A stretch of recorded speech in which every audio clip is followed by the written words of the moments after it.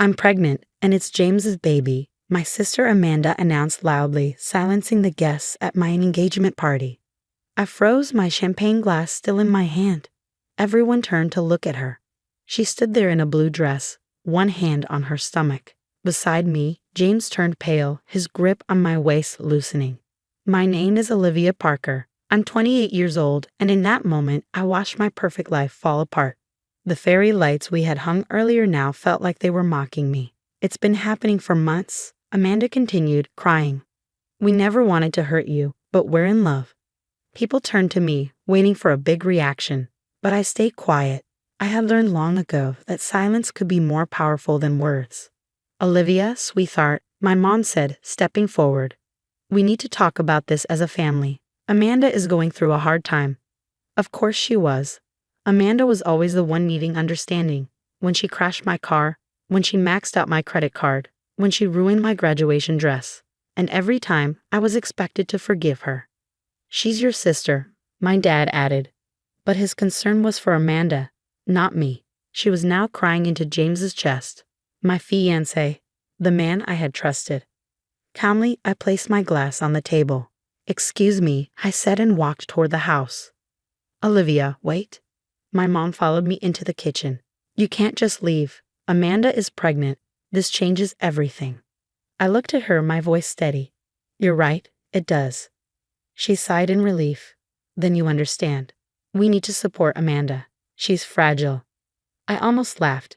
Even now, it was all about Amanda. I understand, I said, picking up my car keys. Where are you going? She asked in panic. We need to talk. Amanda has you, I replied. She always has. As I walked to my car, James called my name. I didn't turn around. I didn't cry. I didn't give them the satisfaction of seeing me break. Instead, I drove to the one place I knew I could think clearly, my grandmother's cottage by the lake.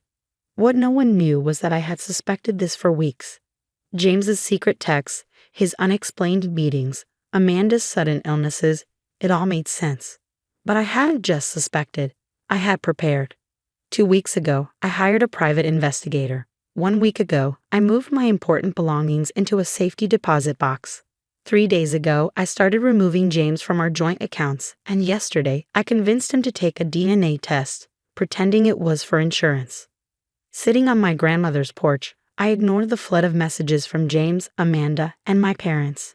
Instead, I called the one person who had never believed Amanda's lies, my Aunt Sarah.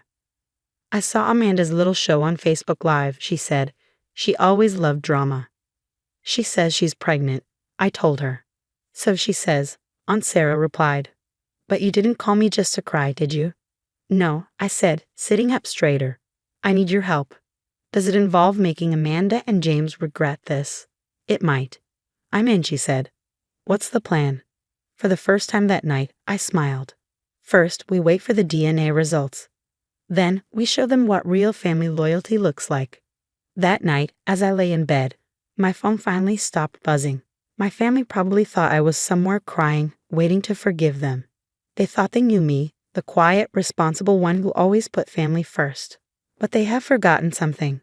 I was also my grandmother's granddaughter, and she had taught me that sometimes the quiet ones are the most dangerous. I opened her old journal, the one where she had written about handling betrayal and getting justice. Sometimes, dear, she had written, the best revenge is letting people think they've won, until they realize they've lost everything. I smiled. Amanda had chosen the moment to ruin my life, but I would choose the moment to reveal the truth. The DNA results would arrive in 2 months. Until then, I had work to do. The next 2 months tested my patience. I watched from a distance as Amanda and James played the happy couple, fully supported by my parents. Amanda even moved into my old apartment, the one I had shared with James, while I stayed at my grandmother's cottage, quietly putting my plan into action. They're telling everyone you had a breakdown. Aunt Sarah told me one morning over coffee. Amanda's acting like the caring sister, stepping in to support James while you recover. I calmly stirred my coffee. What else?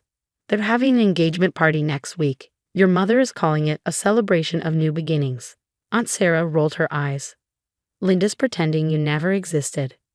That was my mother's specialty, rewriting history. Now she'd have turned me into the unstable one, while Amanda was the responsible sister creating a happy family. If only they knew what I had found. The private investigator's report had everything: hotel security footage, time-stamped photos, credit card statements, but the most important detail: medical records that would soon change everything. "Are you sure about this?" Aunt Sarah asked as I looked over the documents. "Once you do this, there's no going back. Your relationship with your parents was over the moment they chose Amanda's lies," I said. Again, my phone buzzed. A notification from the lab. The DNA results were ready. The timing was perfect. Tonight was Amanda and James's engagement party, hosted by my parents at their country club. The same place where, 3 months ago, James had proposed to me. "Ready?" Aunt Sarah asked as we parked outside. I smoothed my black dress. Power, not warning. Absolutely. Even from the entrance, I could hear the party. Amanda's laugh rang out, and my mother's voice proudly introduced her expecting daughter and future son-in-law. Then silence. "Olivia," my mother said, forcing a smile. "This is a private party." "I won't stay long," I said. "I just came to share some news." Amanda stepped forward, her hand protectively over her growing belly. "Haven't you caused enough drama? We're trying to celebrate." I smiled, remembering my grandmother's advice. Let them think they've won. I actually brought a gift. I pulled an envelope from my purse. James's DNA test results. James, who had been standing stiffly since I arrived, went pale. "That was for insurance," he stammered. "It's private." "Oh, but family matters should be discussed openly," I said, using my mother's favorite phrase. "Right, Mom?" My father stepped in, his face angry. "That's enough, Olivia. You're making a scene." "No," I said quietly. "Amanda made a scene at my engagement party. I'm just finishing it." I opened the envelope slowly. "These results show something interesting. Something that makes it impossible for James to be your baby's father." Amanda's face drained of color. Behind her, James looked confused, then shocked, then furious as the truth hit him. "You're lying," Amanda whispered. "Science doesn't lie," I said. "But you do. About the pregnancy. About James. About everything." "Amanda." James's voice was hoarse. "What is she talking about?" I pulled out another document. "The investigator found your medical records. You had fertility treatments 3 months ago with your ex-boyfriend, Michael. The one you've been secretly seeing." Gasps and whispers filled the room. My mother swayed, reaching for support. "The timing is perfect," I continued. "You got pregnant right after James and I announced our engagement, and since Michael left you, I let the meaning sink in." "You planned this?" James asked Amanda, his voice rising. "All of it." Tears welled in Amanda's eyes, her usual move. "I was desperate. Michael left, and I saw how happy you were with Olivia. I thought." "You thought you could steal my fiance, lie about the baby's father, and have our parents cover for you," I finished. "And you were right. They did." I turned to my parents, who stood frozen. "You didn't even question it, did you? You just believed Amanda, like always." "We didn't know," my mother whispered. "You didn't want to know," I corrected. "You never do with her." The room had fallen completely silent. Even Amanda had stopped crying, realizing there was no way out. "You knew all along?" James asked, his voice shaky. "I suspected," I said. "Amanda's never been as clever as she thinks. And you've never been good at keeping secrets." Aunt Sarah stepped forward, her heels clicking on the polished floor. "I think," she said loudly, "this party is over." James stormed out. Amanda sobbed. My parents stood helplessly, trying to salvage what was left.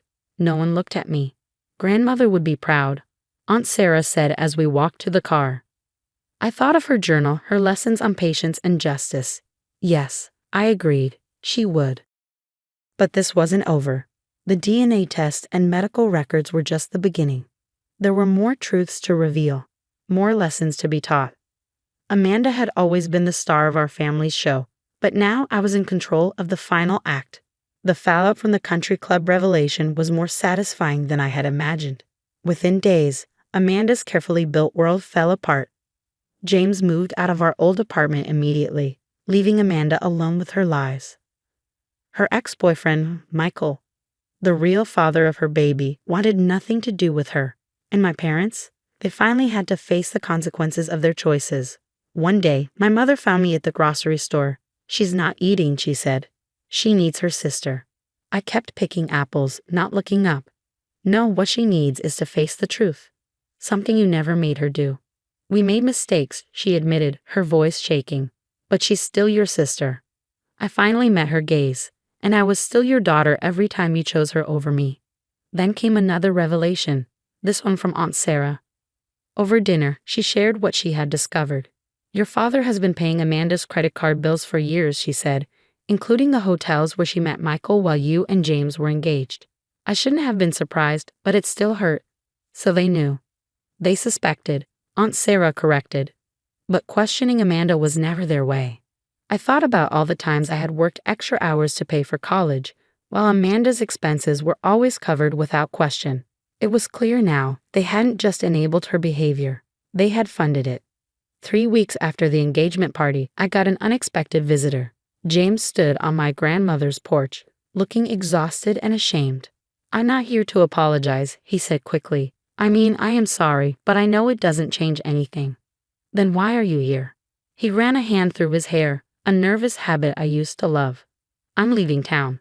Taking that job in Seattle. I needed you to know that you were right. About everything." I leaned against the doorframe. "Not everything. I thought you loved me." His flinch said it all. After he left, I sat on the porch swing where grandmother used to tell me stories. Her journal lay open in my lap, and one passage stood out. "The greatest victory isn't in destroying those who hurt you, but in rebuilding yourself stronger than before." Then came the final twist, one that changed everything. One morning, Aunt Sarah arrived with a stack of legal papers. "I found these in Mother's safety deposit box," she said, spreading them on the table. "Looks like grandmother left you more than just the cottage." The documents revealed a trust fund in my name, one meant to help with my wedding and a future home. She had also kept records of every dollar my parents had taken from her to cover Amanda's expenses over the years. "There's a letter for you," Aunt Sarah added, handing me an envelope. In grandmother's neat handwriting, it read, "My dearest Olivia, if you're reading this, they finally pushed you too far. Use these documents wisely. Sometimes the best revenge is letting people face the consequences of their own actions." I followed her advice. My lawyer sent copies of the financial records to my parents with a simple note. The truth has a way of revealing itself. 2 days later, Amanda moved back home, her perfect future in ruins. My parents could no longer deny what they had done. "What do you want from us?" my father asked over the phone, his voice heavy with defeat. "Nothing," I said honestly. "I don't want anything from you anymore." That was the real victory, not punishing them, but freeing myself. 6 months later, I sold my share of the family property.